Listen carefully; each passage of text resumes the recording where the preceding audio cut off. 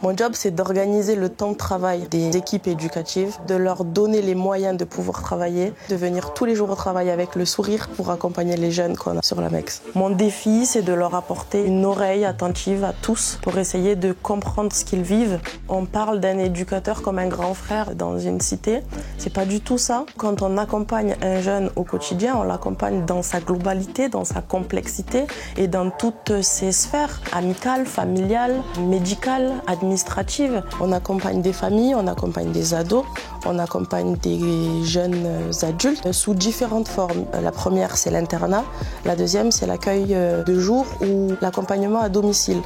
Celui qui a envie de rester, on va le pousser à rester avec ses appétences, ses convictions, ses points de force. Le jour où un éducateur a besoin d'aller voir ailleurs pour s'épanouir, on peut, le jour où il y a un poste, lui proposer de faire un mouvement interne et du coup écouter ses besoins à lui, où il en est. On peut l'accompagner à ce qu'il change de service. À Apprenti d'Auteuil, je trouve qu'il y a un esprit de fraternité et de solidarité qui est énorme. Ce qui me fait rester ici, c'est l'attention qui m'est portée au quotidien.